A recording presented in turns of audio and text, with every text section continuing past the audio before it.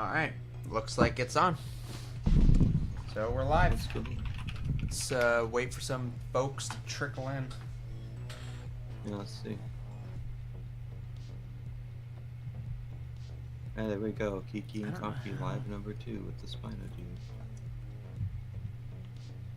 I don't know how loud this music is going to be. I'm turning it down to 1 volume because it looks a little...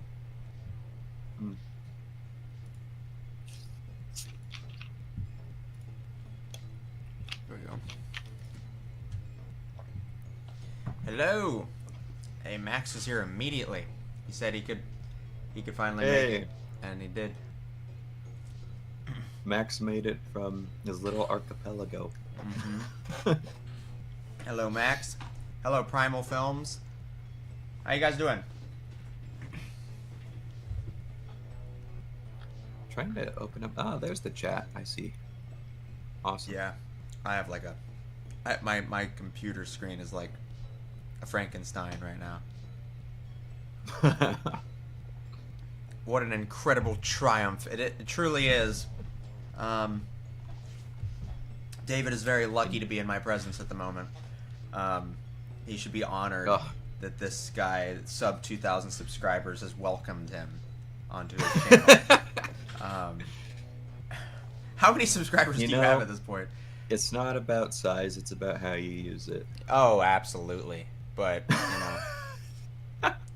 I don't know how to use my 2,000 subscribers very well, which is why I've been gone for like five years. Oh man. So I'm small and useless. But how many subs do you have at this point? 28.7 thousand. I'm approaching 30K. Jesus Christ. Yeah. Dude, you're gonna Gibson hasn't gained much like in a while. He's been pretty stable, so you're gonna catch him. Yeah, let me check how... Bioniclesaurus. He's still in the 30,000s, right? 37.6 thousand. I've got about 10K to go before I get there. Yeah. You're in the middle of drawing a Barinasuchus. Oh, that's one of my personal favorites. Barinasuchus, which one is that one again? That name sounds really familiar. I'm not putting the name to the face. That's that big, like, early Cenozoic terrestrial croc with a really cool head. Oh, okay, that's the terrestrial. Have we seen the paleoart? Yeah. I really like. There's one that's it's Bovarisuchus is the one with the hooved feet. I really love that one. That one's always my favorite. Bovarisuchus. Oh, we got Spino dude in the chat. Who the fuck let you be a moderator? I know. We gotta fix that. I'm just kidding. Put user in timeout. Yeah, put him in timeout for 5 minutes. No, wait. What are you gonna do? Wait, it deleted your message too? Okay. Yep. Oh well, you've been silenced. You've been placed in timeout by the owner of this video, our moderator. That's crazy, dude. I cannot believe. I don't know what you're gonna do without being able to message for 5 minutes. It's like you're not even in the stream anymore. I know. I've been banished to the Shadow Realm. So, yeah, I'm gonna be honest. I don't really have a big plan for the stream. I just haven't. So I technically last week I went to Ohio and did not really have a lot of time to film a video ahead of time, but I did film one video ahead of time, which we could talk about a little bit because David knows it. But then I didn't end up uploading it. I'm waiting because I don't want to upload it until David is ready for me to upload it. So I have like no videos planned, and I was just like, oh, I didn't make it early. I wanted to try to get something out on Monday, but I came back on Friday, and then I worked both weekend days, and I was like, I'm not going to swamp myself with this. So I was like, I'll try to live stream at some point during this week. Yeah. And I don't know. We'll see where we go, but we have David here, so he's hanging out for a little bit. Yeah. Oh, you have an important question in there, David.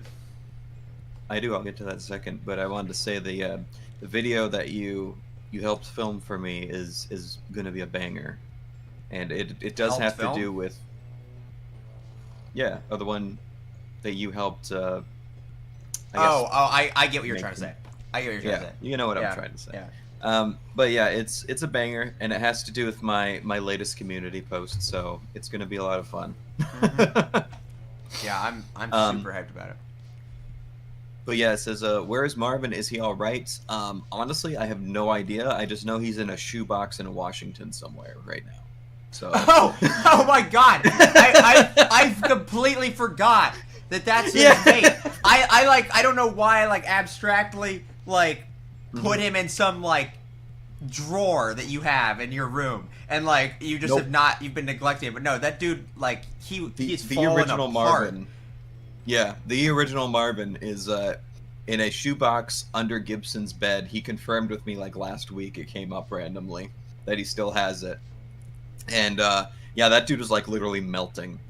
So Has he he's on decayed life any support. further? Like when I have Gibson no last idea. looked He at should him? check on it. Yeah, I'm I curious. you should see. But I have a replica of Marvin just for old time's sake. That's somewhere in my closet, I think. I bought another But one. he's a false Marvin, so you don't use that. He's a one. false Marvin, yeah. I wonder how much of his decay was wear and tear, and how much of it was just lifespan. Like, I mean, It was definitely a mixture of both, for sure. Because like, if it was partially lifespan, Gibson might open it up, and there might be an ecosystem in there. Like, I don't know Well, what the fuck. I know he has like issues with moths and spiders like I don't think making the nests moths would in eat his rubber, right? Well, no, but potentially making a nest or something. I don't know. I don't know moth ecology. Yeah, but he I'm might. like, if something got in there. There might be a moth colony living in Marvin's corpse. Yeah. Can't wait for the resurrection of Marvin, the movie. Yeah, on the third day he rose again. I remember in the last stream you mentioned Safari's quality control kind of fell off. I got a duplicate of their Giga for a custom. The pay application way worse than my first copy. I have noticed that. I was actually in Michael's the other day. I had to stop to get a couple new paints while I was out, and I went past their Safari section, and they had a bunch of feathered T-Rexes. And my goodness, the paint has gotten so sloppy. Do you think they're new runs? Like, it's not leftover ones from they're new ones? I don't think so. They looked pretty fresh. I mean, there's no way to know for sure, but just compared to the ones we got back in the day, I'm like, these do not look nearly as good. And I'm sure there's going to be fluctuation there, but I have a feeling that Safari's struggling a little bit in that department. Yeah, I don't.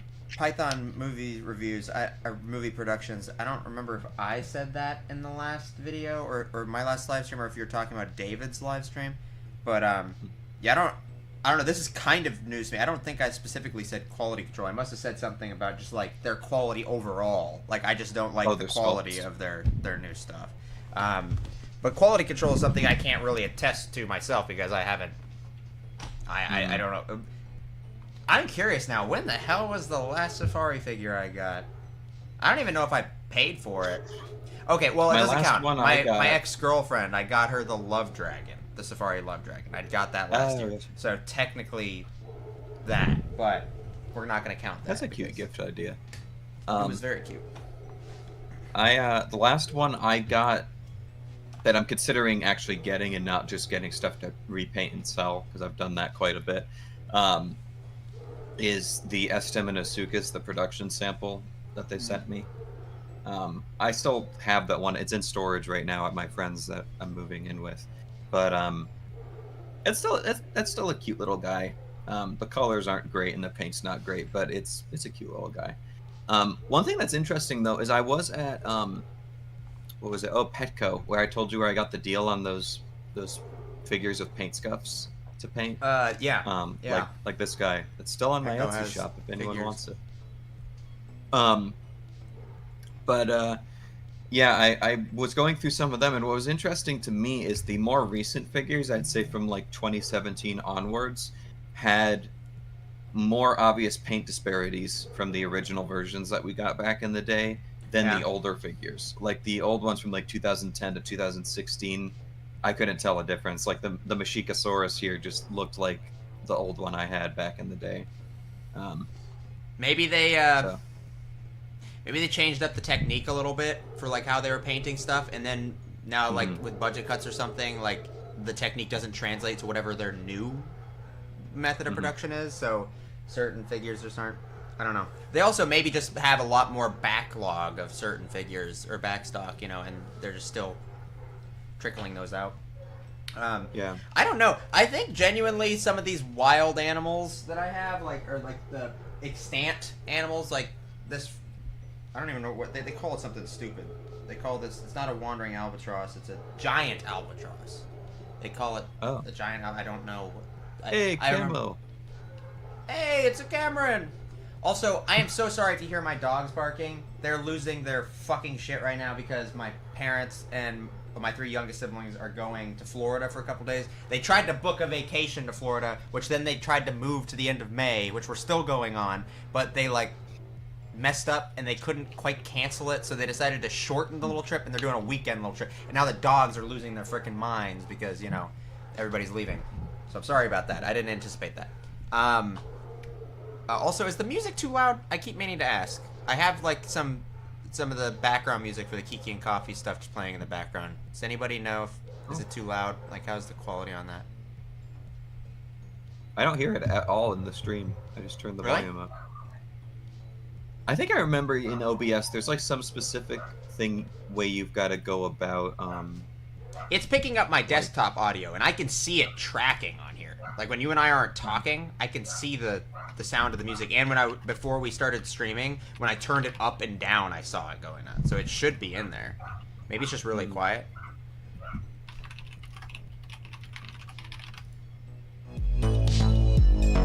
It could be just very, very quiet. I just turned it up big time there. I'll turn it up just a tad bit, maybe. And I saw people mentioning the Safari, the new Nanosaurus, and I don't think it looks like a Camp Cretaceous abomination, but I think I've nailed my assessment on that figure. It looks like a Sesame Street character. Oh, I don't remember what that one looks like, but I remember looking pretty stupid. Yeah, it's not great. I think Max said something about BOTM up here. As I'm sure BOTM will come up, just over a week ago by this point, I got the Tarbo, my 4th Tyrannosaur, and first dinosaur figure I've bought in 9 months. What a bloody comeback it is. That thing is gorgeous. Back in December, I was hanging out with Gibson at his house, or Bioniclesaurus.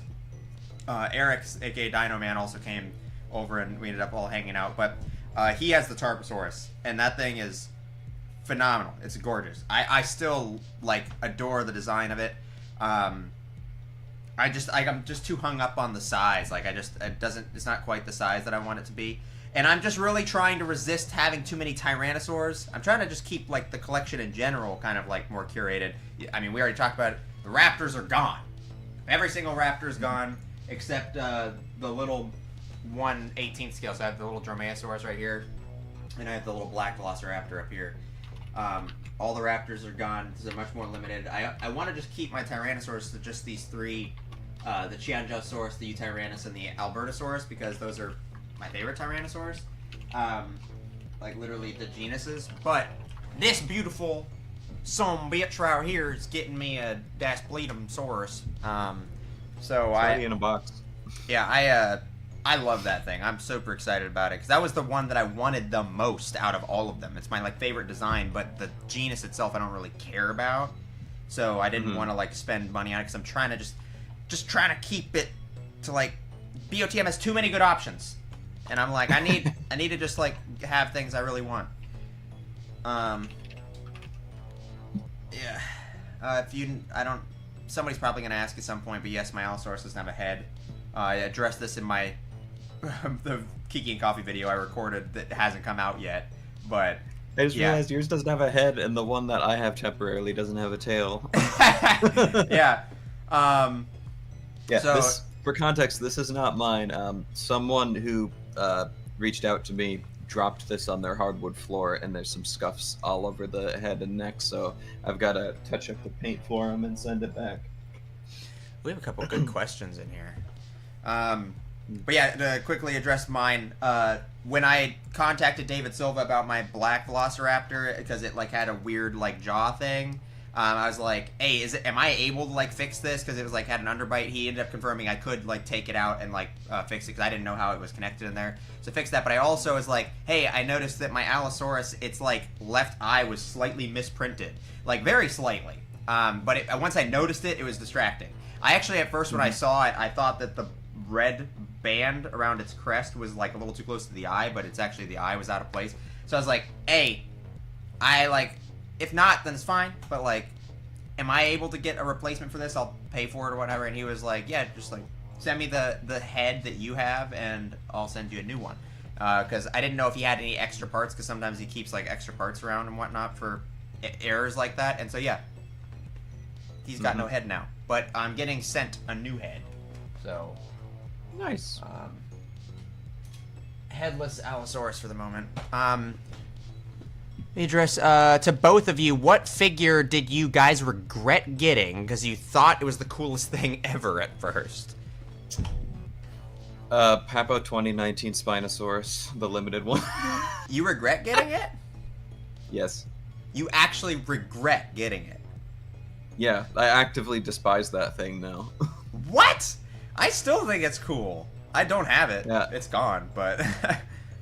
I still think it's cool. I got rid of it, but yeah, I mean, that's because I'm brutally efficient now. But I still think that one's cool. I'm surprised you're that. I knew you soured on it, but that much? Yeah, it I mean, I'm sure there's stuff I can think of that was like more immediate realization that I didn't want this. In recent times, I think the How Long Good Xenoceratops was one that we've talked about where the paint apps just weren't up to par with the rest of the series from them. And I kind of pulled the trigger a bit quickly on getting that one. But I only spent like $6 on that one because AliExpress was running a special, so I don't really regret that per se. I just got to paint it and sell it for my Etsy shop. Muffin. So I feel like, yeah, in recent times, it's mostly like How Long Good stuff that I'm just grabbing here and there, but I can't say I regret it because their stuff is so cheap and it's like low consequence like or low stakes. Low stakes. Yeah. Yeah, I get that. Yeah. And I think the Papo Spino just soured on me even more because they're like, oh, limited, and we were all scrambling to get our places to our copies of the figure by like pre-ordering through Everything Dinosaur and all that, and it's still in stock everywhere. I'm just like, all right.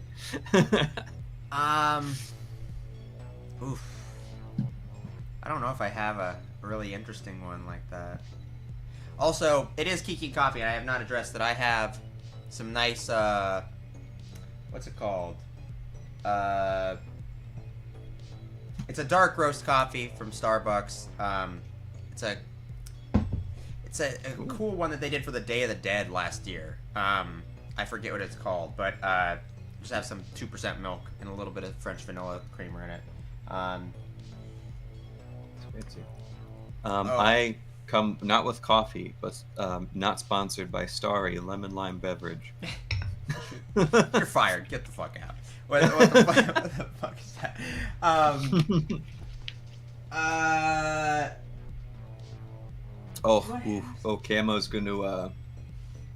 Camo's gonna open up a whole book with me here. I know.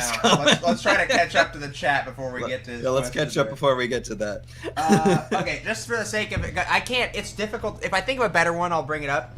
But I don't necessarily regret this wholeheartedly. But the Beast of the Mesozoic Tyrannosaurus, the 1/18th scale one, that would be mine.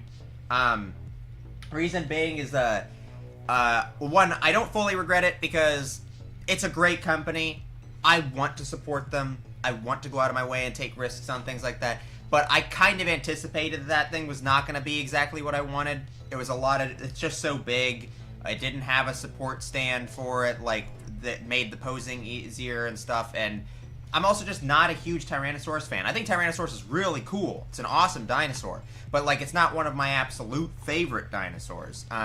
And it's just a big figure, takes up a fuck ton of space. I wasn't enjoying playing with it because it was a little difficult to pose, and it cost a bunch of money. I ended up selling it, and thankfully, because aftermarket prices are the way they are, I did make some money off of it, which is nice. I wasn't expecting to do that, but yeah, that would be probably the biggest. That would be probably the most interesting regret I could tell you. But I don't really fully regret it. But I think that's the most interesting answer I can give you.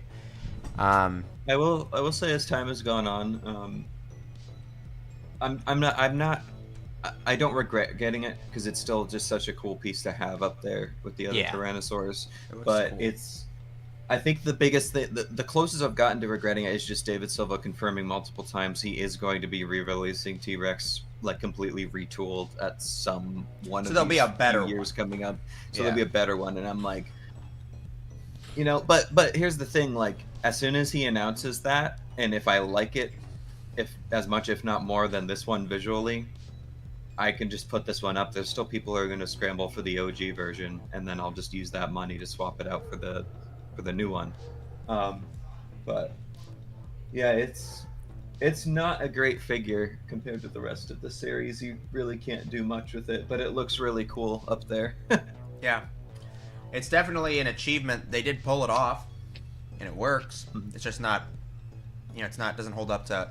It's not as bad as the Raptors. Like the Raptors aren't bad, but like they have a lot of issues. Yes. The 1/6 scale Raptors, but it's the closest we got to that, and it's like pretty recent, which is why it kind of stands out. Safari LTD went downhill because all the dinosaur figure collectors moved on to BOTM. No, that's not true. But before BOTM even caught on, I'd say like late 2019 is when the Rocky Road started, and I mean 2019 was still a great lineup. We got some bangers like the Camarasaurus and the Prestosuchus, and those are still classic figures. 2017 was a goated year. Everybody loves that one. I actually like, in hindsight, I've come around to being even more confident that I like 2018 better, even though the 2017 had great dinosaur diversity, a lot of theropods and stuff. 2018 just had like the consistency of the figures in that one is just ridiculous. But yeah, 2019 is when we started getting ones like the Styracosaurus and stuff that are like weird, have just some issue. And then my favorite example, that woolly rhino. I mean, don't get me wrong, we shit on the Pteranodon from that year a lot, but that woolly rhino, that thing's head is like 2.5 times the size it should be, and it has no neck. The anatomy on that thing is so shit. I can't believe we let that slide. I know, I think it was just people's unfamiliarity with woolly rhinos at the time, because the figure's very nicely detailed, and honestly, like, it's a simple color scheme, but it was painted really well. So when we got it, we're like, wow, this looks really cool. And then it's not great. But yeah, 2019 I think is where they started falling off, and then 2020 was just the year of yellows and browns and that concavenator. So. Oh, you saying even ignoring the Suchomimus, you'd say that Papo had a better lineup in 2024? I don't remember what else they had in 2024. Wait, for Papo had a better lineup in 2024 than Safari? That's what, No, 2024's Papo lineup is that, like, crusty Ampulosaurus and that, like, screaming Corythosaurus with the teeth out its beak. That's the only other two figures. Oh god. Yeah, no, that's not a good year. That is I mean, okay, I would give you that year is better than Safari's year that year if you include the Suchomimus, because the Suchomimus is that good. But we lost David for a second. I'm good. Do you still have the HC Giga? Hammond Collection Giga. Oh, yeah. Yeah, of course. I got that Giga just for context for people, because I've been talking to Aiden about it behind the scenes. But I got that. I was scrolling around, and we always have discussions about Dominion, and I think Aiden has the softest spot for this Giga design out of all of us in the friend group. So it was like $19, I think, without tax, and it was the last one left on Amazon. And I was like, should I get it and review it? And I'm like, this thing's kind of big and cumbersome, and I don't really want it. And gonna donate it to Kiki and Coffee. And it's funny because right after that, it shot up to private sales on Amazon, and they're like $70 to $80 a piece now on there for people reselling them. Score. Yeah. So I got it. His box was beat up, as you saw in the video, but the figure ended up fine, and he ended up liking it way more than I thought he would, because I was just like, I just want him to experience the Hammond collection. Like, listen, I'm a Jurassic World hater. I really am. Like, I like that franchise. I've really tried to dissociate myself with it. But I hate to admit, I do, like, genuinely, part of me hates admitting this, but I kind of love this thing.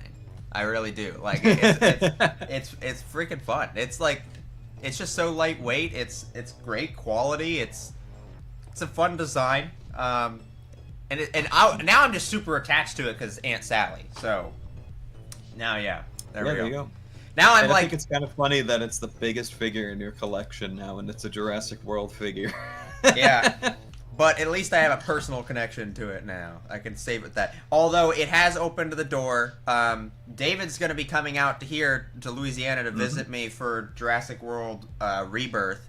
Yep. And we're going to go toy hunting for the Hammond Collection Spinosaurus because he wants to get it. And I don't know. It looks cool. Maybe I'll get it too. Just who knows. I think that would be a phenomenal duo souvenir for seeing the movie together. Yeah. But yeah, of course I still have this. I don't think, like I said in that video, don't name your children. It makes it harder to let them go. Exactly. So Aunt Sally's gonna have a difficult time exiting the premises. Can't quite deport him. But where's the question I was reading a second ago? Oh, Eofauna Rex has satisfied my need for a good Rex figure. Spinosaurus, on the other hand, I'd say there's more good see, I'm a fan of the Eofauna T-Rex, but I am also in the party where I don't think it's the definitive T-Rex that I'd recommend to everybody. Like, I have it. I've got the big BOTM T-Rex. I've got that one as my, 1/35th scale-ish collection T-Rex. I'm really satisfied with this one, personally. That one's great. That one's my desk buddy. But yeah, like I said in my review, there's something that I really enjoy about just how kind of unappealing the soft tissue looks on it. Like, it looks like a real animal in design. Looks ugly. And I think my biggest thing is the colors they chose to go with it. I understand why people don't like it, but I kind of just jam with it. It's fun. But, I do kind of have a soft spot for the fact that it looks a little bit like the Safari LTD Field Museum Sioux, like the green and gold, like Keat Orange for Bionicle fans. Keat Orange, yeah. Keat Orange. The Safari Zool is interesting to me. I think it's a good, smaller figure, but it looks nothing like the epic promo images. Does it look that different from the promo images? Well, yes, I got the production version of that one, and I'm not getting rid of it because one big mistake that they made in the production version is they painted the beak on the production. No, not the production version. Let me rephrase. The production sample, they painted the beak correctly. In the produced versions of the figure, they painted like tan lipstick lining the entire mouth, going down to the bottom of the beak. And that mixed with just the general rockiness of, mass-produced coloration, it's really a downgrade from the one that I got.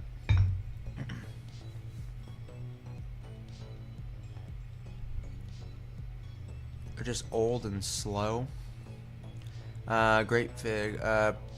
After watching the last Kiki and Coffee, it made me want to buy that Giga. I did it. I hope I won't regret. Oh, you got it. You got the Kiki and Coffee video made you buy a Jurassic World figure. That was not something I was expecting.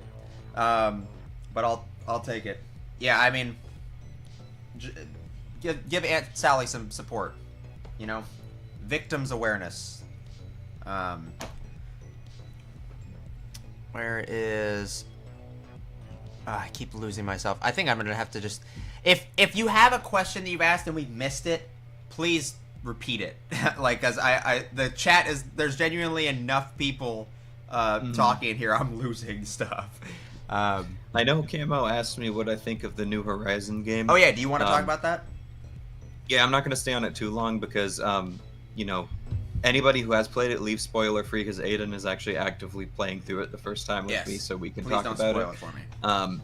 But my general thoughts, the gameplay, the world design, the enemy design, the character design, all S tier plus as always in this universe.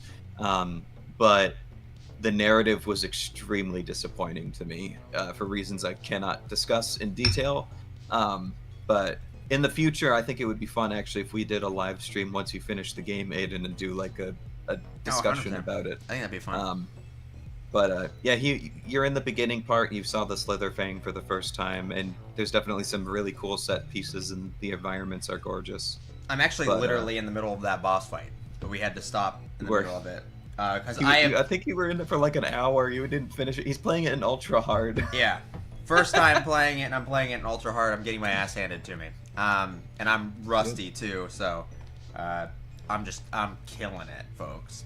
Yeah. I need the Spino. That Jurassic World Giga is a design you hate at first, but then you look at it more and start to like it more. Well, yeah, because like it's not a good Giga. Like it's not a good Giga. But it's a cool fucking dinosaur. It's ridiculous. It's like it's got the right amount of awesome, bro, in my opinion, where like it leans into like, you know, the spike stuff, but like it also doesn't just have spikes just thrown on it. It does do something kind of specific with them. It goes like with like a hump, you know, things. That's kind of nice. And I don't know, it just looks unique. Like it doesn't feel like just your typical dinosaur just with spikes on it. I think the head shape is pretty unique, and I enjoy that.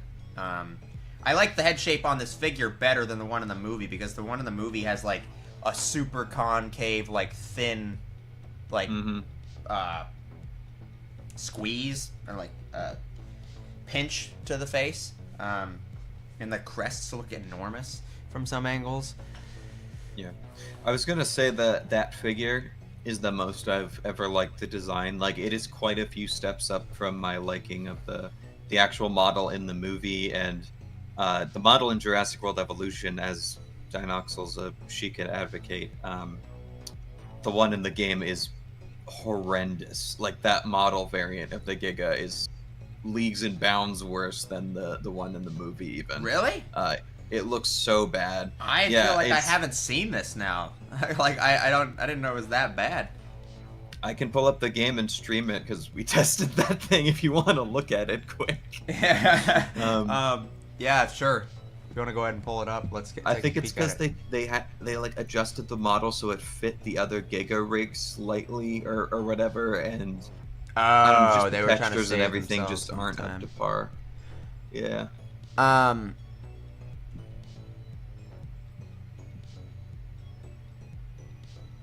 Sunburnosaurus that much? Wait, which one's the Sunburnosaurus from Safari?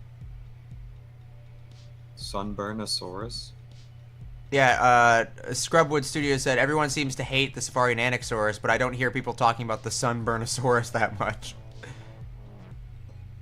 I think he's making fun of something that looks sunburnt. Whoa, Eric's here. What the heck? Oh, look at that. He must be in town.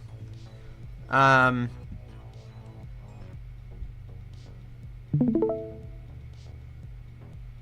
that looks pretty spirit. Okay. All right. There you go. If you want to swap to my stream quickly. There we go. No more David face. This is actually not my favorite version of the figure that I've seen. Oh God, I have seen it. It looks emaciated, even more so. It does. It looks like even more so like weird. And we found this pattern that kind of looks like Joker colors that we put on. That's great. Are you able to make it like red instead of green? There's a dark red. There's a light orange there. I guess for the lipstick you mean, right? Yeah. I mean, there's that, but That's funny. That thing anyways, does look yeah, freaking weird. it does. Also, look at what its pelvis does. Oh, it not only shakes, but it tugs to each leg. Its thighs have gravity, and the just its whole pubic area just shifts with it. Yep. There we go. Let me get this back up. The Saltosaurus is the Sunburnosaurus. I was saying there was Saltosaurus, Osteoraptor, Megalosaurus, and Nenoxaurus. I don't know what about the Salta is Sunburn. The Salta kind of looks like an awkward old Carnegie figure to me, in a weird way. Really, I don't remember liking that one very much. But I guess I don't then again, hate there it, are but I would never want it.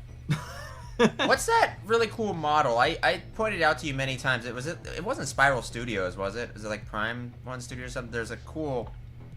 Oh yeah, I think it was Prime One who did the Giga. Nanmu also did a really cool Giga statue.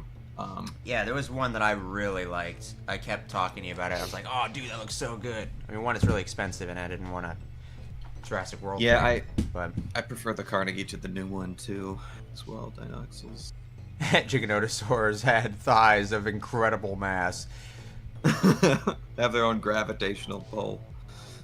I guess if I had already designed a good Jurassic Park Giga and then was handed that monstrosity, I'd probably put low effort in too. Yeah, fair enough. Would you still recommend the BOTM Sargon? I'm debating on buying it to go with my big proto. I love it. I adore it. It's still my favorite BOTM Raptor.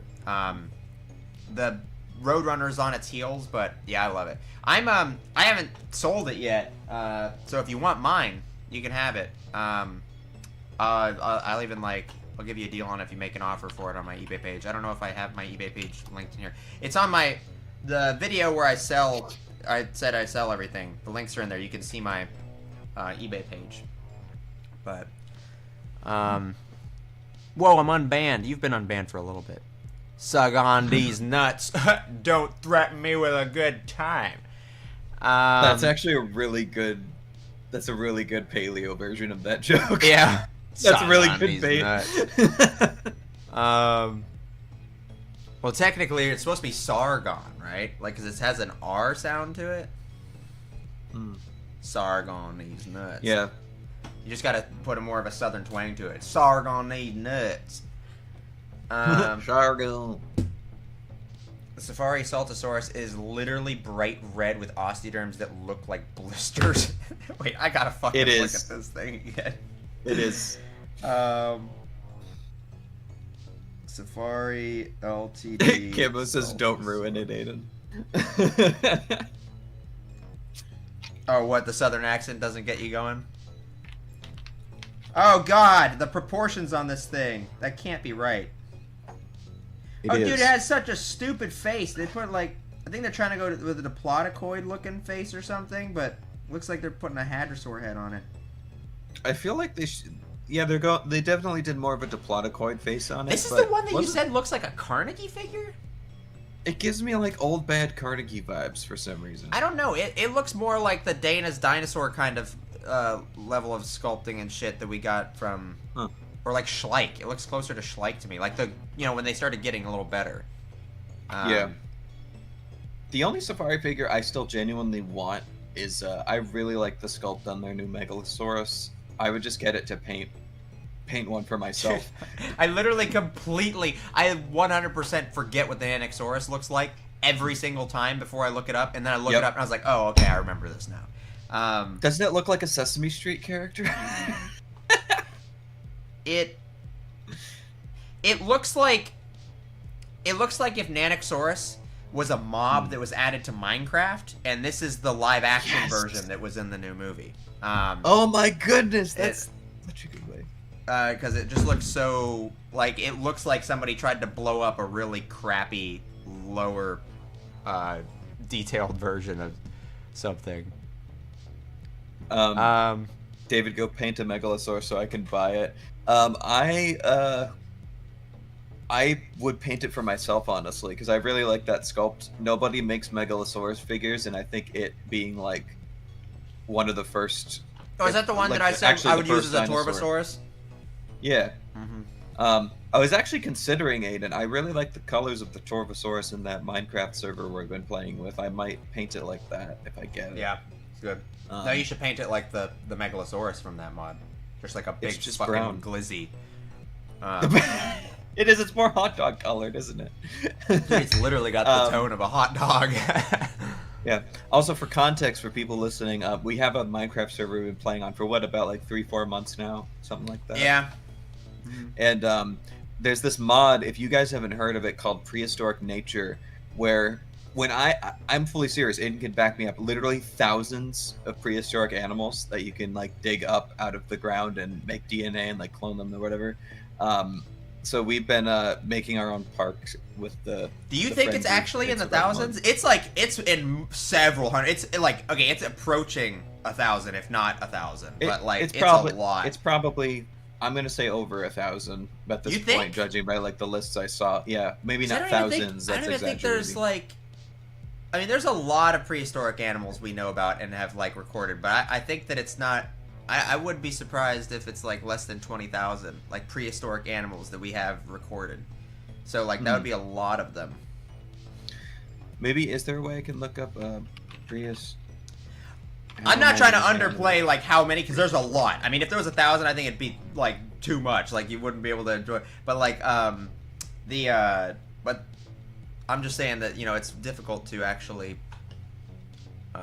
This is what I was remembering. Their marketing is they said thousands of prehistoric animals, prehistoric plants, and more. So it's like every species, including the plants that you get, is in the thousands. I believe that. Yeah. So yeah. But either way, it's a lot. It's a lot. I mean, dinosaurs alone, there's probably like 300 dinosaurs in the game or something like that. Well, maybe not quite that, but it's close. And it's definitely going to be there by the end of it. Yeah, and it's there's a lot when we're still scanning fossils and we are discovering species that we didn't know existed in the Paleopedia. Not just that, we're being introduced to animals we didn't know existed.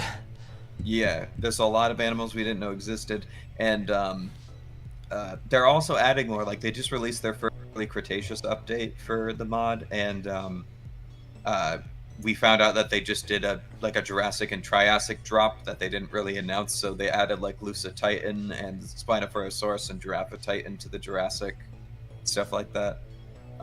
It's really cool. Yeah, Eric is right. So when David was first pitching the idea of the server to everybody, he went to each of us nerds and he's like, name a prehistoric animal, and it's in this mod. And nobody could name one that was in it except for me. I was the only one the first try. Which one did I say? I said which I'm surprised that they don't have that one, because they have like so many other phytosaurs. But yeah, but basically, unless you're weirdly lucky like me, you're not gonna be able to guess one that's not in there. Yeah, the Ceratosaurus's noises are amazing in that game. Forget the Salta. The Ostro looks like a Schleich figure. Yeah, probably. Chicken jockey! Where's some popcorn? Here's a popcorn bucket full of money. I'll toss it. Who wants to dance for it? Lots of dollar bills in here. I don't think the Ostroraptor from Safari is that bad. It's a Doug Watson sculpt. I don't want it because there's a lot better options now, but I'm like, this came out 10 years ago. It's alright. Yeah, the mod is for Java Edition. Uranocentrodon. Well, also I should specify they don't have much from the Cretaceous out yet, because the mod is going from the oldest to the newest, so I don't know when that one's from, but... Uranocentrodon. Oh, it's a Temnospondyle. What period is it? It's from the Triassic to the Permian, so they could very well have it. It might be in there. Centrodon prehistoric. Still waiting for a 1-to-1 scale Argentinosaurus figure. That guy's cooking. Did you Also, guys? just I forgot to tell you last night, Aiden, but we did the Creative Beast live stream yesterday, and we actually did the calculations for a 1/18th scale Argentinosaurus figure with David Silva yesterday, Oh no. because people were asking for it. It would be approximately 7.2 feet long, and he said it would probably be about like $1,100 if he had to wager a guess for buying one. God damn. God Yeah, damn. And he'd make like but three. yeah, well, he confirmed. He just said straight up, he goes, I'm telling you right now, like as of right now, I'm not doing that. And I'm like, I understand why. Yeah. Uh, That would be pretty freaking metal, but I understand. it would be. I mean, just Yep. imagine trying to articulate that. It's gonna be articulated, and you got to figure out how to make joints that are gonna withhold all that weight. Um, Yeah, I think human size. Ross was saying you would probably want to engineer it with a metal frame on the inside of the torso, and have like ratchet joints that connected to the shoulder that were like super tough and everything. So, um, Although I will admit, I am a monster, and if they did a 1/18th scale like Diplodocus or something, mhm. I might do it. A fair price for 7-foot Argentinosaurus. Yeah, honestly, if I could do payments, if I have a payment plan, Well, I've got to pay my my Argentinosaurus plan once a month. I gotta pay my Argentinosaurus bills. Um, Yeah. Let me get a loan from my bank. I'm getting an You know what he Argentinosaurus should do? figure. You should make one of them and just have it Right. be able to be rented. Have it be able to be rented. Dude, I can put that in my house and scare the shit out of my dogs. They think there's an intruder or some animal in my house. Now, just imagine that Argentinosaurus with tariff costs. Yeah. Oh god. Oh god. Put a motor in it, it's already going to be expensive. Yeah, put a walking feature in the metal frame for it. Yeah, Jesus Christ. One thing that was interesting too is I did ask, because we did have a new picture that we shared of the BOTM Spinosaurus on stream yesterday, and I did ask David and Ross, like, have you guys settled on what you're gonna do for the articulation in the torso with the sail? And they said they have. They're not gonna talk about it yet as they're working it out, but they said it's gonna be unlike anything they've attempted to before for BOTM. So I'm curious what they're gonna try to do. I'm sure everyone watching this stream just paid attention to what you said, but I did not. I was reading the chat. What was the beginning part of what you just said? No, yesterday on stream, we also shared a new picture of the Spinosaurus sculpt for BOTM. Hmm. And I got an update for it. we did. Let me find it. I'll send it to you on Discord. But I asked David and Ross, like, if there were any developments, because I knew they were toying with a few different ideas for the torso articulation, because this is the first figure they're doing with a big sail on its back. Yeah. So, and they said that they don't want to say anything about it yet, but they think they're settled on how they're going to approach it, and it's going to be unlike anything they've attempted to do for the line before in terms of articulation, even in some of the limb joints for Spinosaurus. So I'm wondering, because of the smaller limbs, if they're going to finally do ratchet joints or something. Yeah. Which would be really cool. So. Well, they might also have to wait for the actual true limb size because of the new Ibrahim paper coming out. Yeah, but she said that he confirmed the sculpt for it is completely done in the current state, but he's leaving it on the back burner until the new paper comes out, and they'll make edits as needed. But here's a picture I'll send to you here. Let me look on this. I don't want to throw off the whole stream, so I'll look at it on my phone. Oh yeah. Looks cool. I like the shape of the head crest is very wave-like, which I think is pretty neat. Oh. That looks much nicer than the last time I saw it. Yeah. I just spontaneously felt like my nose was bleeding. I never get nosebleeds. I don't know why I occasionally get that feeling. I've been getting them lately because of allergies. The pollen has not been fun lately outside. I really like the way that sculpt looks. The head just looks really organic. It does. Looks very natural. I like the skin texture on the back of the neck. That's cool. It's very cool. Well, I'm very eager to find out what the hell they have planned for that, what do you call it? Sale. Try and get that to work. Aunt Sally, sale is a threat. If BOTM made pterosaurs, would the wings be fabric or rubber? I've asked David about it before on streams, and he wants to do pterosaurs. I think it's like one of those creative challenges he's looking forward to tackling at some point coming up. But I think it really is like, it's difficult to try to engineer like wings that are going to look good and in line with the rest of the line that are going to be like collapsible and posable and everything. So I'm pretty sure he mentioned for smaller species he might just do swappable wings, like with landed ones and flying ones. Maybe have like for the flying ones he could have like a rubber wire in them, like the Ember collection ones, so you can actually bend them. But for the bigger ones, I think it would be really cool if he could find some way to make some rubbery fabric material or something. I'm personally all in on fabric. I like that plan, but we'll see how it ends up. I think there was a question here from Scrubwood Studios. Redoing this question: if BOTM never existed, what would your collections look like? I mean, oh yeah, I forgot about that question. That's difficult to answer. I can make a cop-out dad joke answer and just say, well, imagine all this, but with no BOTM here. But obviously, I would try and fill in the gap. Like, I don't know. I'd probably have a little bit more Eofauna stuff. Probably some more PNSO. There's some good PNSO figures that, like, I do kind of like, but I haven't gotten because I'm just, like, I have either better ones or I anticipate the BOTM will make one.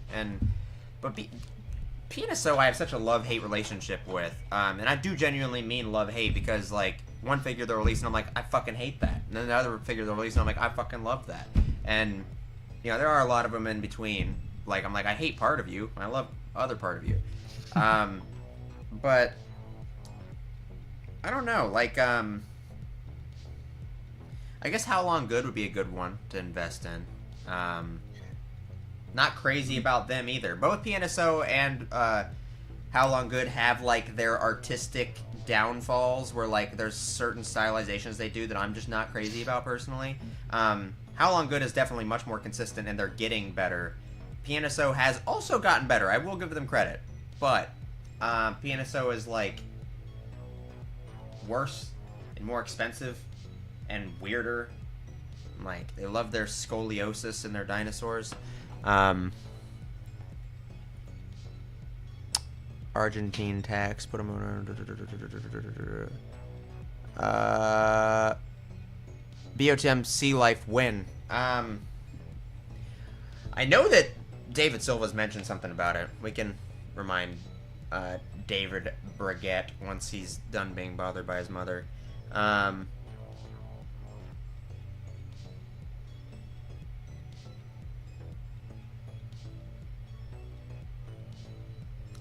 You're just all in on your Temnospondles. I like that. That's a pretty unique group to be really all in. I don't think BOTM is going to go back to any of, like, the full, like, series where it's just one type of creature, because now they have Cyberzoic, so they can duplicate things a little easier without having to do an entire line of part sharing, because they can have two versions of the same figure, one with the armor and stuff, and then one without. So it's probably going to be just, like, more scattered stuff. Many lives would be complicated. Sorry about that, folks. I am very much anticipating the Sea Life stuff. Cameron has a question that I think you're much more qualified to answer if there's any information on it right now. Sure. But is it the BOTM Sea Life one? Yeah. That has come up before. I know David has said that he has no current plans at the moment for like when that's going to happen. It is going to happen at some point, but I know he said like mosasaurs and the such are going to be pretty easy because we already have the engineering for all of that stuff. I think plesiosaurs, he's like that would be also fairly simple. It would just be figuring out the necks, but since he's already planning on doing some sauropods, he'll have that figured out at some point. I do remember mosasaurs and plesiosaurs were the two things that came up, so it when they come out, we might be looking in those two areas. I mean that makes sense. They're both like the classics as far as marine reptiles go. So we'll see. But as of right now, there's no confirmations of when stuff is going to start being worked. Those ones being easier implies that there's ones that are going to be harder. Yeah. I don't really see how ichthyosaurs or pliosaurs would be much harder. Pliosaurs shouldn't be too much harder than plesiosaurs, if not easier. Well, yeah, I know mosasaur was just the example he used off the top of his head, so I'm sure there's maybe in his mind there's overlap between the other ones. So yeah. Anomalocaris, when? I would, dude, In I would scale. buy like a 1/1 scale on Anomalocaris BOTM so fast. I would love that and hang that up. A 1/18 Ichthyotitan. That's you're just getting straight back into fucking Argentinosaurus territory there. Yep. But what was I going to say? Oh, Camo. On the BOTM stream last night, because I know you weren't there and you might have not heard the news, but we got a couple new Cenozoic figures confirmed, David. The first one is he's working on a 1/12 scale dire wolf to go with the 1/12 scale humans from Cyberzoic in the future. And the other one that's being actively sculpted right now is a 1/18 scale Calicotherium, which is pretty cool. So I'm looking forward to seeing what colors they choose for that one. He was telling me about that last night, and I was like, oh, Cameron is going to be very interested in that. Yep. Calicotherium, my beloved. Give me an articulated... What? Tule Monstrum. Yeah. Wait, Aiden, look up Tully Monstrum. Yeah, you're going to recognize it. It is a freak of nature.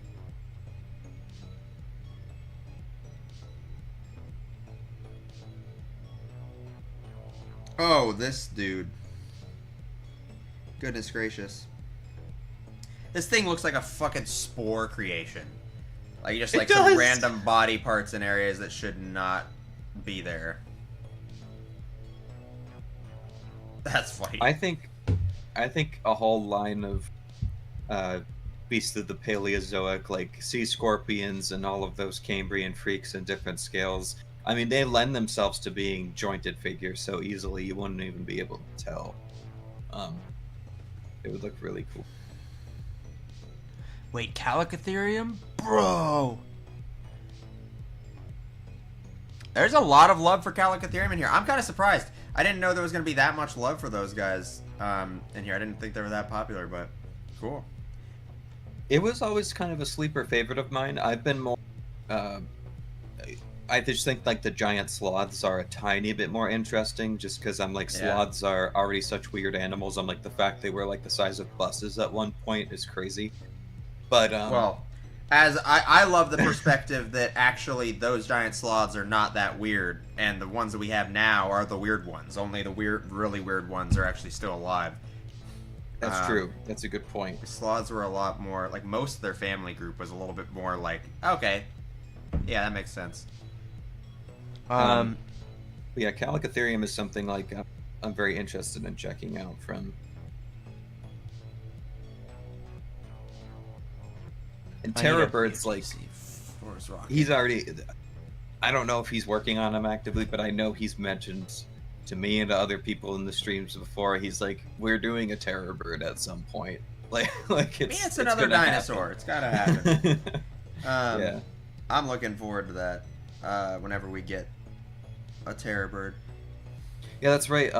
Calicotherium is an ungulate that evolved to be a knucklewalker, which is kind of so. Random obscure animal question. Anyone heard of the beast of Lesotho. I don't know. That name kind of sounds familiar. It's like a cryptid. The beast of Lesotho refers to a giant unnamed brachiopod, a brachiopoid, a type of temnospondyle. Fossil evidence, including a jaw fragment found in Lesotho, suggests this amphibian grew up to 23 feet long, making it one of the largest temnospondyls ever known. That's wild. I didn't know about that. That is very weird. Gorilla horse. Androsarchus and Calicitherium are already coming. Only Ambulocetus left for me to be fully satisfied. Spanner Dude and Kiki Zilla, when will you guys do a collection action? Collection. I think he means collection update.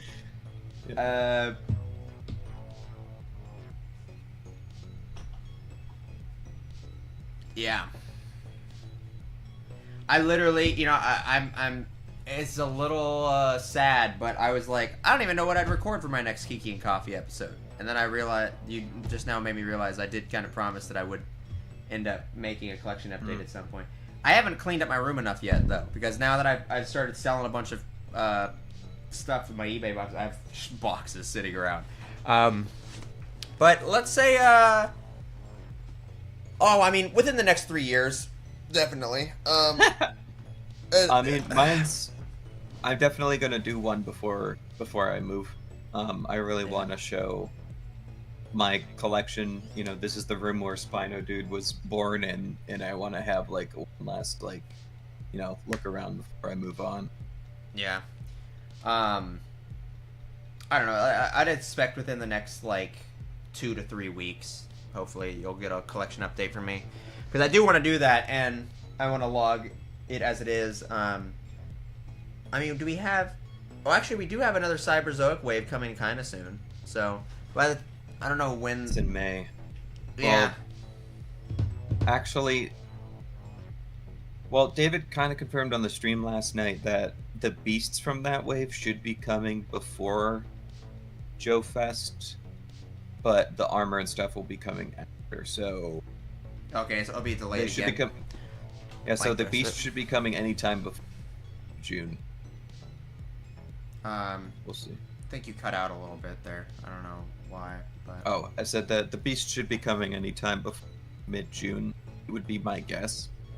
Sure. Is your noise suppression on? It's cutting you out. No, it's not. It's not on. The beast would be coming any point for mid-June. Okay, there you go. You got it super clear. All right. Yeah. Once David sends me the Daspletosaurus, I think I'll have a little bit more stuff. Within the next couple weeks, I'll do a collection update. I would argue all sloths are weird, but the ones alive today are weird for sloths, which makes them even weirder. Yeah. Mm-hmm. Or actually, I'm sorry, makes them even weirder. Daedon, I'd love to weirder. I'd love to have from Creative Beast, but I'm still very happy with the Safari one. I also still own the Safari one. Mm-hmm. Aunt Sally is currently blocking it, I believe. Yeah, I really like the Safari one. But I am also just anticipating. I was waiting when David told me, "Oh, they announced some more Beast of the Cenozoic stuff last night." I was just like, "Oh, Daedon, and he didn't say Daedon. And I was like, "Okay." Calicitherium is cool, but not as interested. He definitely has to do a Daedon at some point. But honestly, though, with how much he did show as part of his recent acquisition, he got a box version of the killer warthog from Dino Riders Ice Age, which is an Archaeotherium. So knowing David and his nostalgia for Dino Riders, I wouldn't be surprised if he does Archaeotherium first and then does Daedon. I don't give a shit, dude. I just wanted I want an Entelodon. Like, give me an Entelodon. Yeah. I'm down. Daedon's the one I want the most, but yeah. And also, it'd be really cool with Entelodons because, you know, early on when the Cyberzoic stuff was being pitched, I think David Silva kind of vaguely pitched it as like, oh, we'll kind of color like the Cyberzoic ones as the female variants, and then the BOTM ones as the male variants and whatnot. You could actually do that with Entelodons pretty easily too, because you could have different heads since we have sexual dimorphism with them. And with Daedon would be cool because you can get a little bit more like speculative, because we currently don't have a male Daedon skull as far as I know, unless we found one recently. The only ones we have are females.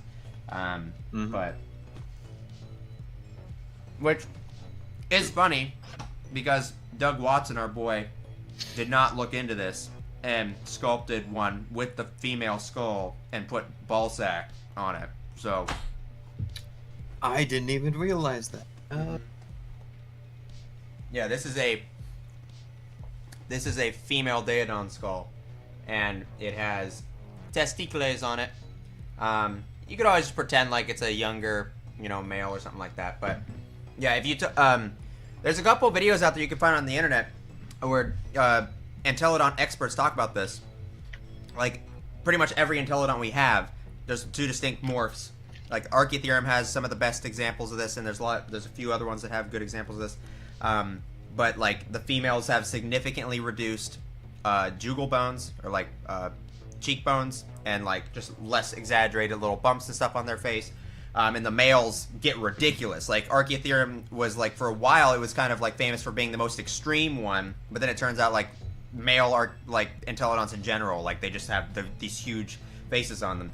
And we don't have a lot of Daedons, but the ones we do have, their skulls, they all like perfectly line up with like the female variants of Entelodons. And so it seems perfectly logical to assume that we're going to find a male at some point.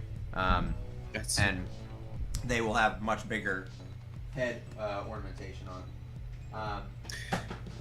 I just saw Max's comment too, continuing the mammal train Megaloceros, and I was just thinking, a BOTC Megaloceros, and imagine having a swappable antlers, and you could do like an antler pack or something where you could interchange a bunch of different variants. You could have atypical antlers and stuff on it. That would be really cool. I'd be so down for that. If either of you got a new type of video you want to make or are working on. Oh, that's a good question, actually. Well, David, I think you have quite a few things going on. I guess you're reprising that one thing that you already teased in your. Yeah, I'm reprising the worst dinosaurs, but with a bit of a twist this time to see how it does, and so that's being worked on right now. And as far as other stuff, like I haven't thought about other different types of videos to make at the moment because I honestly have a backlog of reviews to do. Which I've got, let's see, I've got like the BOTM Allosaurus, Dilophosaurus Deinonychus, got all my Nanmu raptors, I've got a couple Ceratopsians left, I've got some Tyrannosaurs left to review. Got a lot of stuff to catch up on. But after I get caught up with all of that, then I don't know. Start thinking about some stuff. I honestly, like, one idea that I had that kind of involves you too, Aiden, and I know we've talked about, but I honestly would love to just go on Daily Motion and look for some really obscure dinosaur documentaries that are just posted on there and just record ourselves watching it and then just edit down like the funny moments of us watching it and stuff. I feel like that would be really fun.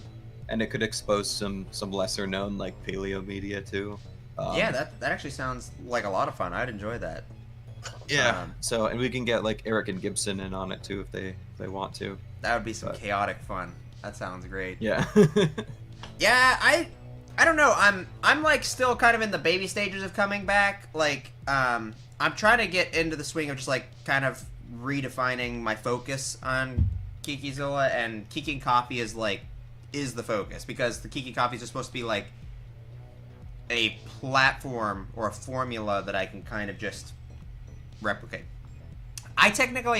There are two things that I've considered doing, but I've talked about this in other streams where I don't really know how likely it is I'm going to do it, but I have Kiki Quest episodes I have recorded. I have like 3 of them that have never been released, I mean, I could do that. I have an entire show called Mesozoic Isle. What that I about have recorded. Mesozoic Isle? Yeah, and that's never been, I've talked about the fact that I could come up with a different way of editing that and break it down, like kind of reformat it a little bit and maybe do Mesozoic Isle. Those are really the only other two things I've like really thought about. Because everything else I can kind of lump into Kiki and Coffee. Yeah, I don't know. That's kind of that.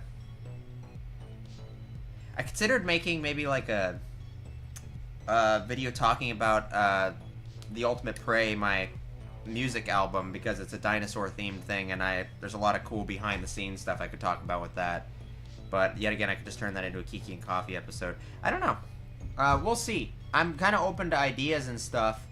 I think mostly I've just talked about like guesting on my other dudes' channels and whatnot. But I'm trying to not overcommit to YouTube. I'm trying to do like Kiki and Coffee is kind of my Kikizilla thing I'm doing. I have my music stuff I'm working on. Some cool gigs I've got lined up with that. And I'm still like slowly working on the next album. And then obviously, you know, just career stuff outside of that. But like, also music is kind of becoming a little bit more of my focus for career stuff at the moment besides writing. Yeah, I don't know. Oh my gosh, I hear a tawny owl outside. I bet you do. Not gonna lie, seeing you guys IRL would be super cool. I would get your guys' autographs. That's very sweet of you. Yeah, I guess, I mean, we tentatively talked about actually kind of like meeting up at a convention, potentially Joe Fest, but it looks like I don't know if that's probably going to be in the cards, because we both have like financial stuff we're worried about. We have other obligations over the summer and stuff like that. But yeah, conventions are something I want to go to a little bit more often. Next year, I wanted to hit G-Fest this year, but I just don't. Yet again, financial stuff. I don't think that's going to happen. But next year, I would really like to go to G-Fest. So, you know, if I go to G-Fest, I'll let you guys know or something. We can always like try and meet up there. But I still might be going to Joe Fest. So if any of you guys are in the area and want to go to Joe Fest, might be able to meet you there. I might go with my sister. Just go to Joe Fest, which will also have Creative Beast Studio there. David may or may not end up going there. But I don't know. Probably not. But we'll see. When's Paleozoic Isle coming?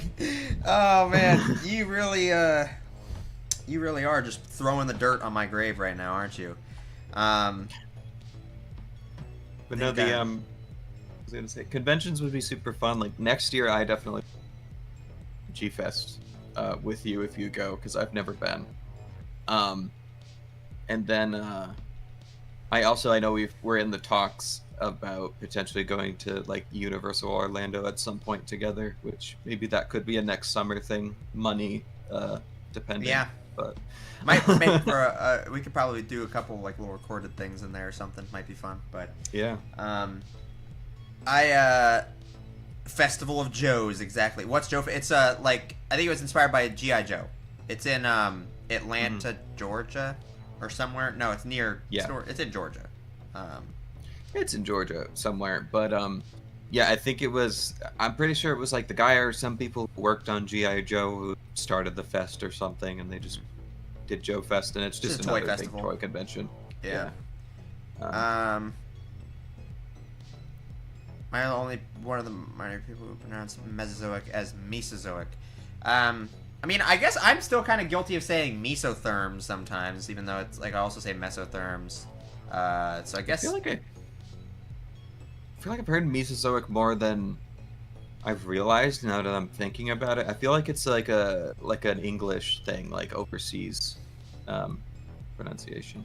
I mean, it's Latin, so it's probably it makes sense that you kind of go into different interpretations from different cultures. So, I'd recommend TetZooCon too if you were willing to come to my side of the Atlantic, and it still even existed for that matter.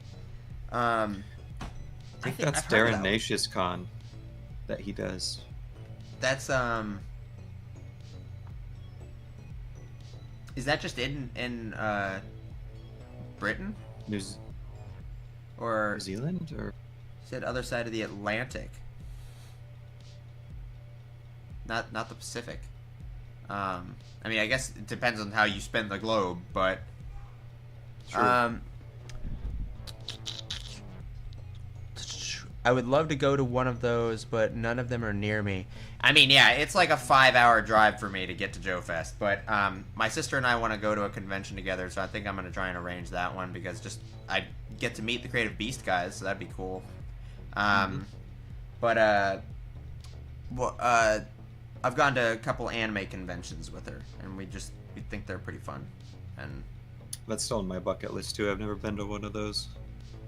yeah, it can be really fun. Yeah. I've considered doing a Paleo DI type series after I'm done with PV, and I also have an idea I might want to do.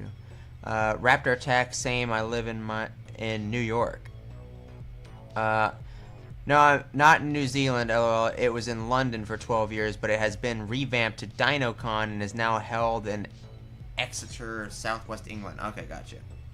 Yeah, see Atlantic. We need a DinoCon over here too for people in the West. I feel like there's nothing that's specifically paleontology related. It's not even a Jurassic one? Nope. There's no Jurassic Con or anything. Like, it's kind of surprising. Well, you have fossils, like you have your fossil gem and mineral shows and stuff like that, but it's not like the same. It's not. But Also, I'm going to go use the bathroom quickly, if that's okay. Go for it. I was trying to catch up with all this stuff real quick.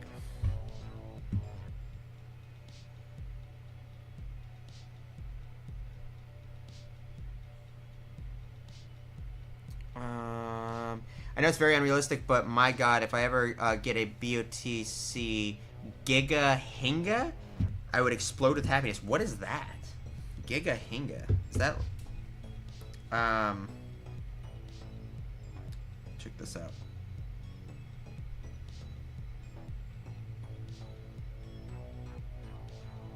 Okay, I was about to say, is that a bird? It is. Looks like some big-ass cormorant or something.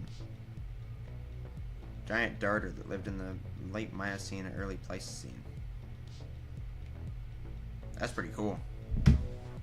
The big birds are probably pretty safe ones. I know Darren Naish was asked lots about going overseas, but he always responded up front by saying there was just no financial benefit in it. Yeah, that makes sense. Best prehistoric bird. BOTC terror bird would be amazing. You, England. Yeah. You could just round up and say you, Britain, you know. But BOTC terror bird would be amazing. Yeah, I mean, everybody wants a terror bird. It's already been confirmed that we're getting terror birds, but we don't know when yet.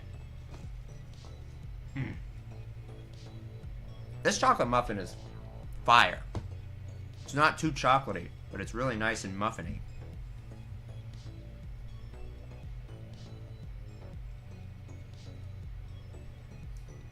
Nah, just England.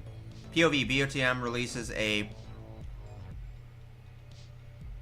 It's literally a tree. There's a fucking tree. Oh, is that the one that they thought was a sauropod at first, and it turned out to be a fucking tree? I think that's what that one is, huh? That sounds familiar.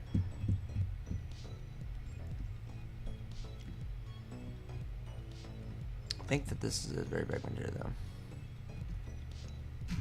Cool. Wrong way round, but yep.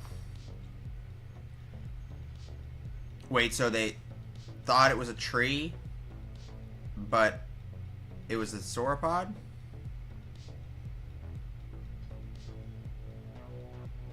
What state do you live in, Kikizilla? I live in Louisiana right now. Yeah. Not super proud of that, but you know, do what you can do. It's better than Tennessee, though. I'll tell you that much. Yeah.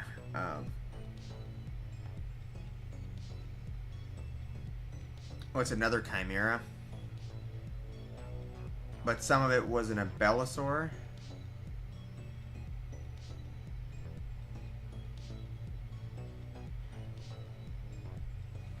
What? So they thought it was a tree, and it turned out to be a sauropod and an Abelisaur. That's okay. I guess I can understand that. Maybe they saw the growth rings in the bone and thought it was a tree or something. What's your favorite Godzilla design? Oh, that's a good question.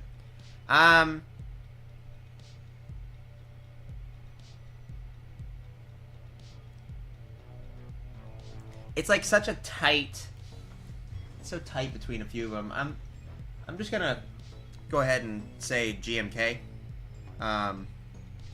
GMK looks so good. I love him. Although this figure I will be selling relatively soon because I'm gonna get that Haya Toys GMK instead. But other one would be the MonsterVerse King of the Monsters design.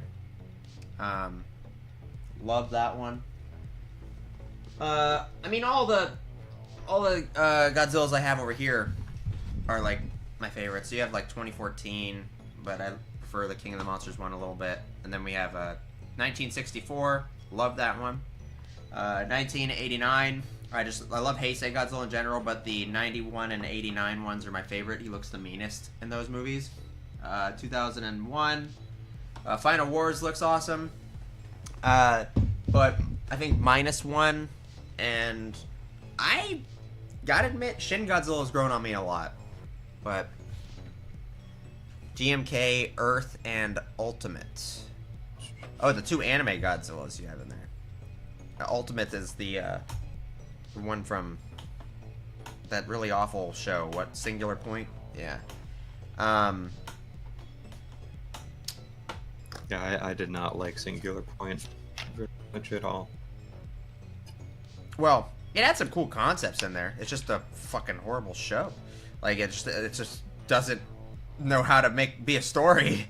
I think that's why I don't like it. It's my same problem with Forbidden West. Very cool concepts. It doesn't know how to be a story. Yeah.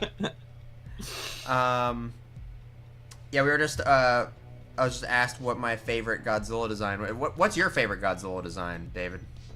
My favorite? I think it's just really hard to beat the King of the Monsters Godzilla for me overall, and especially when he's just supercharged blue. So like from GVK? Oh, yeah. or that one, yeah. So, I love that design. Yeah, I said GMK is probably my favorite one overall, but MonsterVerse one as well. Honestly, -1 might be my third favorite at this point. It's -1 is really high up there. I love -1. He survived the outing. Yes, David is a fearsome warrior. He knows how to fight the bathroom breaks very well. I do. Opinions on I don't know if I've ever officially come out that I have IBS, and if anyone else does, I feel you. Yeah, he's an irritating bitch sissy. Exactly. IBS, if you guys don't know what that stands for, irritating bitch sissy. Yep. I feel like Godzilla doesn't get much respect. Oh, like Earth Godzilla doesn't get much respect. Yeah, Godzilla Earth is really cool. I mean, I've talked about it with David a little bit, but I think it's a really cool design. Not crazy about the fact that he's a plant or part plant, but he looks like tree-like in the design. Yeah. And I've grown on that though. I just think I like their commitment to how big he is, the scale, like how slow he is, how old he looks, and that first movie, the way it ends is really cool. But the other 2 movies are even worse than Singular Point. Opinions on the D's Nutosaurus Rex from JWR. Oh, the D-Rex. Oh, okay. Well, actually, that's We'll that's have pretty some good interesting topic. opinions on it. Yeah. Let me see. I'm convinced that that's what its full name is. I mean, at least you're very conservative with your hot takes. the D's Nutosaurus Rex, I think, is like the single most exciting thing about that movie. I don't know. Like I think that's what's going to make or break the movie for me. Honestly, I think is the D's Nutosaurus Rex. So I don't know how much opportunity you really had to talk about Rebirth on your channel, David, but Not much at all, to be fair. okay. I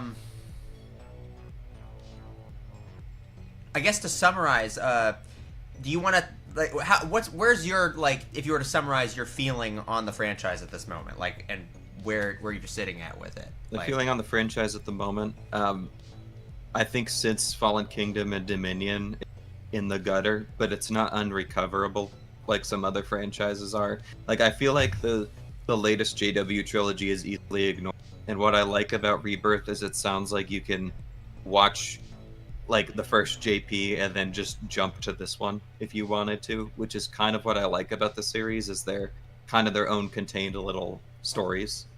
And I'm really looking forward to Rebirth. And my thing that I've liked, I know everybody's like, I don't want any more hype. wow, Jurassic- you completely went silent there. It cut you out. Oh, what entirely. the heck? Can you hear me now? Yeah, I mean, we could hear you Okay. well, but then you just cut out entirely. Oh, that's weird. All right. No, but a lot of people are like, I don't want to see mutants or hybrids in my Jurassic series. But I feel like we've just had a bad run of like these hybrids that are poorly handled, and it's a really cool concept to mess around with because, in my opinion, Jurassic is more about genetic power and that technology than it is about dinosaurs at its core. And dinosaurs are just like the product of this concept they're playing with.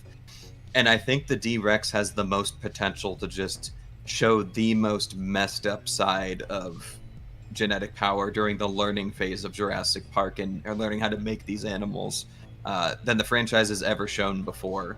Because let's be real, like the past 3 hybrids we've had with the Indominus and the Indoraptor and the Scorpius, I think the reason why they're not popular with some people is because they're so obviously still dinosaurs. And this is the first time we're going into a realm where this is not a dinosaur at all, which I understand why people don't like that, but I'm kind of excited about that. And I've also heard that there might be some other animals that might be showing up that are mutants in the movie, as rumors going around. So I think it's going to show, it has the potential to show a cool ugly side to the genetics and deliver a really cool action story. And at the end of the day, too, like, we're all monster movie fans.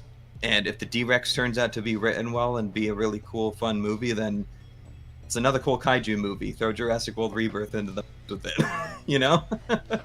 Yeah, I kind of feel so. The way I would summarize this is that I agree. I think that like Jurassic Park was conceived with dinosaurs as a focus, like in terms of like the idea of whatever the conception was. But when they made Jurassic Park, they wrote it so well, so articulately, and theme is at the center of that story. It's such a beautifully thematic movie, and genetic power is absolutely what the movie ends up becoming about. It's no secret that none of the franchise, not a single goddamn movie, has ever been able to recapture the magic and the quality of that first one. But they've also not had any good reasons to come back, because they conclude the narrative very well in that first film. The second movie, fucking garbage. Has no reason to exist. There's like not a legitimate purpose or a thematic. And now listen, you can like it all you want. What I'm talking about is that there is no reason for that movie to exist. It doesn't have a place. Like that's why I was saying, like, watch the first movie and you can jump to Rebirth and you'll be fine. You know? Like, it does not add anything to the story. It has no other perspective on the concept or the themes that it explores. It is completely sequel meaningless bullshit. Like, it's just sequel vomit. Same thing with the third one. Even more like blitzkrieg, like just yeah, dinosaurs. But I actually like the third one because I think it's fun. I think it has a lot of fun things going on in it. But yet again, doesn't explore anything new. It's just throw some motherfuckers on an island again. Does not have anything new to say. I still, to this day, strongly believe, I don't think it's executed the best. It's not as good as the first movie. But Jurassic World is the only Jurassic Park franchise thing, period, show, extra piece of media, like, like any kind of book or anything. Jurassic World is the only one I've ever heard of or seen that actually has a reason to exist. It has something that it is saying. And I like that it has the angle of that it comes back to like, okay, we've learned this hard lesson in the first park. And humans will not learn that. They will tame it. They will be like, hey, we can domesticate this. We can tame the dinosaurs. We can control them. And they will fool themselves into thinking that they can progress past it. And then they will become their own artifacts of destruction, just like they were in the first place. And they will just push it too far. That is a natural progression of the themes and the core of what that first story is about. Is it executed well? Yeah, mostly, but like not as good as that first movie, not at all, and it falters in a lot of ways. Solid movie. It's you know. I definitely think that the Indominus. I understand. I hear people that the Indominus could have been cooler, and the Indominus could have like had more. It could have capitalized more off of the hybridized concepts, but I still think it's really good for what it is. It looks like a theme park attraction. It's fun. It serves its purpose in the movie. What I think is really cool, because, you know, the movies after that, Jurassic World Fallen Kingdom and Dominion, yet again, same problem. Just sequel vomit. They don't add anything to the conversation. Garbage! The only thing that you could say that they maybe add or extrapolate off of the original movie is the concept of, like, the dinosaurs will overthrow people and, you know, they're gonna come into our world or whatever. Both of those movies explore that concept with a glorified Clifford the Big Red Dog whimper. Like, they do not explore them confidently or in any interesting capacity. These are little, like, microscopic little doses, and it does not even convince you that dinosaurs are really thoroughly in the real world. I also would argue that it's a concept that is better left unexplored, because I think it's like no matter how you try to explore that concept, it's just not going to be as good or fun as the idea is as a threat that you're going to have in the first movies. But you could maybe get something done there. Those movies did not do it. I think that this Jurassic World Rebirth is going to do, or has the potential to do, is what I should say, is to better capitalize off of that concept we were getting with the Indominus Rex. And like you said, like actually exploring genetic power, like what has something there. I don't know how much like thematic like consistency we'll get in there, but I see potential.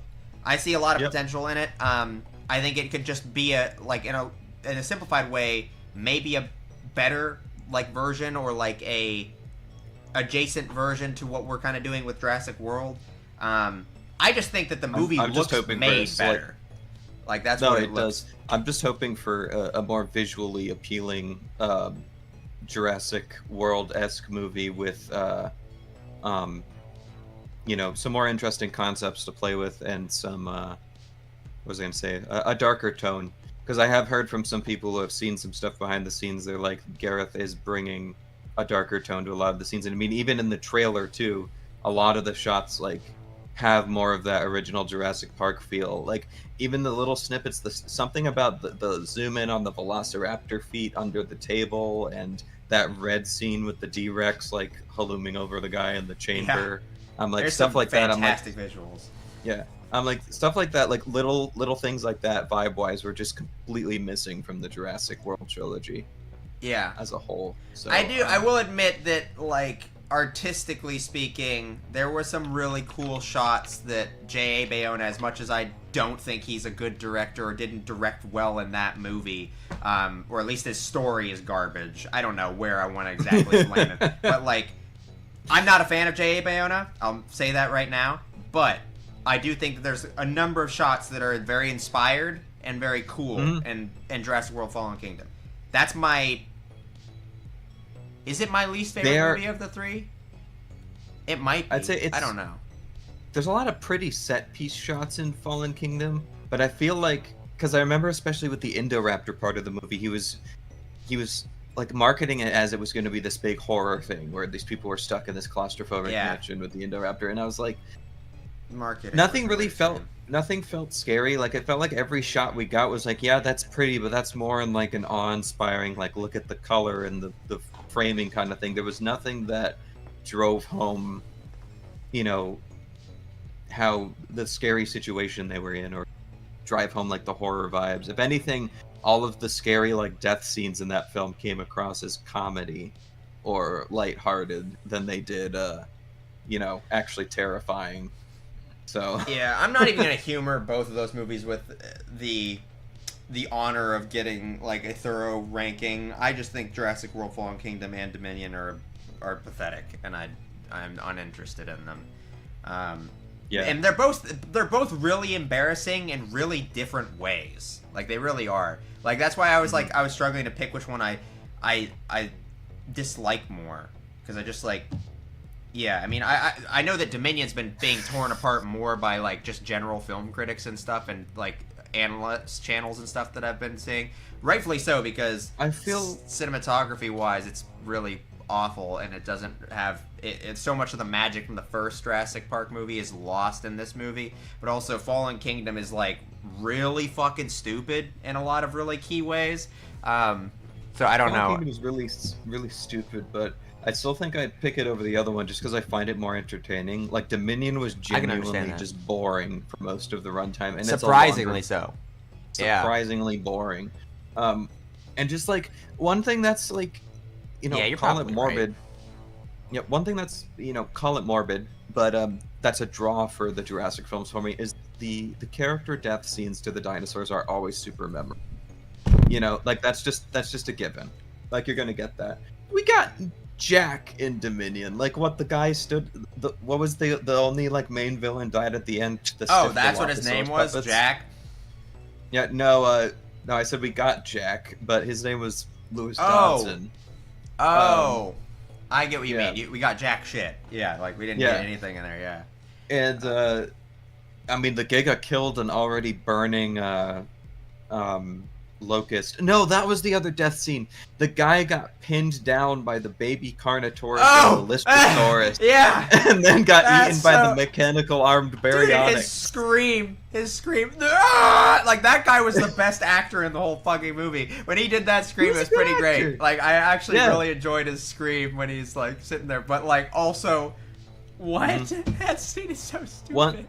One thing I will give that movie is it is such a stupid sequence, but the whole Malta sequence is incredibly entertaining. Like as soon as the Atrociraptors are let loose, I like how the soundtrack just cuts out and it's just running through the city, and there's an Allosaurus Carnotaurus just munching on some guy who's oblivious on a scooter in the background while Chris Pratt's on a motorcycle, and I'm just like, it was literally Fast and Furious but dinosaurs.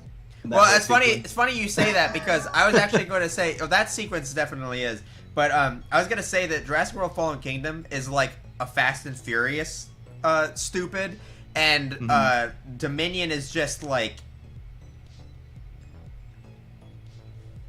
I don't even know if I have a proper like the slow and steady. I don't know if I have a good like comparison, but it's just brain rot. Like it's just decayed. It's just sad. It's just sloppily. Yeah. I don't know because it technically Dominion is a more cohesive movie, but is also just so sad. And every scene is just like it just doesn't do anything. It just doesn't feel like it's going really anywhere. It's got no soul in it. Yeah, there's parts of Fallen Kingdom where I'm like, they were trying or what they were trying to go for. It's to a an TikTok extent, movie. That's funny. It is. That's actually a pretty good one. Right. Based on the past, after Rebirth, we will get 2 mid sequels. Oh yeah, 100%. We're gonna get another trilogy out of this for sure. Mm-hmm. Tonight I outrun a dinosaur on a motorcycle. James outruns a dinosaur on a motorcycle, and Richard is pinned down and eaten by other dinosaurs. Yeah. Also, do you remember the contest they had that I think I entered? I think Chris Pratt was doing like a charity to be eaten by a dinosaur in Dominion. I think that's Scooter Guy. I think that's the guy who won that contest. Oh, I mean, yeah. I guess fairly 'Cause memorable because it's the only guy that freaking dies in the movie, Yeah. basically. the only like background character who dies on screen in the movie, and I'm like, that's pretty great. I mean, he also was barely acting, so he clearly wasn't a good actor. Yeah, he's just like Scooter. I And don't, it's even, just I don't even know if like, he oh. turns around really in time to get eaten, or if he just gets eaten. No, he just kind of looks over his shoulder, doesn't react to the Allosaurus scratch. It's like, all right. Jesus, that's so funny. Is there a gif of Scooter Guy? I outrun a dinosaur on a motorcycle. James outruns a dinosaur on a motorcycle, and Richard is pinned down and eaten by other dinosaurs. I gotta go soon. Been fun chatting. It's been nice chatting to you. Thanks, We're Rubwood. probably gonna end this stream here in a few minutes. It's been almost 2 hours. Yeah. Yes, I definitely heard that. Yeah, I forgot about that entirely. You could have been Scooter Guy. Oh my gosh, that would have been amazing. Dude, I would be marketing the heck out of that. That would be my profile picture on YouTube if that was me. I'm in Dominion! I'm in Dominion! I mean, I'm technically... The only reason I own the DVD still for Fallen Kingdom is because I'm special features. And, Yeah. Colin Trevorrow, I think he might have been referencing to Mike, because in that sequence he goes, I love watching the trailer reactions, you know, people freaking out that there's a Carnotaurus or whatever, and then they cut to me saying Carnotaurus when it shows up in the trailer. That's cool. That's pretty so cool. I'm like, I guess Colin, and he was sitting with Bryce and Jeff Goldblum and Chris Pratt when he said that, and they were all like laughing, so I'm like, I guess I indirectly got mentioned to the cast. You were acknowledged by a pretty director. That's kind of cool. That's kind of cool. Pretty director, yeah. Pretty, I mean, he made one good movie. I don't know what the hell else he's done. He might have been acknowledging me in the presence of Jeff Goldblum, so that's enough for me to go through it. Like, yes. I'll take that. I mean, it's always a win to be acknowledged in the presence of Jeff Goldblum. And on that bombshell, good night. Good night, Scrubwood. Yeah. You know, at least Jurassic World Dominion gave us Aunt Sally. True. A true spokes dinosaur for all victims throughout the universe. Some of us. It also gave me my favorite Jurassic heroes. World dinosaur. So, in concept. Oh, the theory. Yeah. Aunt Sally, why are you falling over? Oh, you were just bouncing. Gotta go. Tell me when the BOTM Viteropristosaurus is revealed. I can tell you now that's probably never gonna happen. Yeah, but you know what? If it does, I will have forgotten about this, and I will forget to remind you. But you will have gotten what you wanted. Oh, everything just crashed for a second. I got kicked out of YouTube, but it's fine now. Well, welcome back. Love it. Well, on that note, Aunt Sally bids you guys farewell. I know David has some more stuff he wants to get done tonight besides live stream stuff, and I have a lot of productive stuff I could be focusing on. We've been on for a good hot minute, so let's go ahead and just end this. That was fun. Yeah, it was very fun. There's a... Can I do... No? Nearly 2 hours. Come on. Is it out of batteries? It might be. It does that when it's out of batteries. You might need to charge it. I have not... I just realized I have not charged this thing since I've gotten it, yeah. Yeah. Mine was doing that the other day. It would go, oop, and then stop, and I'm like, I gotta charge my turntable. Yeah. Okay, well, charging turntable's about to be happening. Well, thank you guys for watching, and I'll be back to my regular Kiki and Coffee schedule, hopefully by next Monday. And keep an eye out for... There'll be a Kiki and Coffee episode coming out pretty soon that will pair with a Spino Dude video coming out very soon, so... keep an eye out for that. Alright, well, thank you guys, and we'll catch you guys in the next one.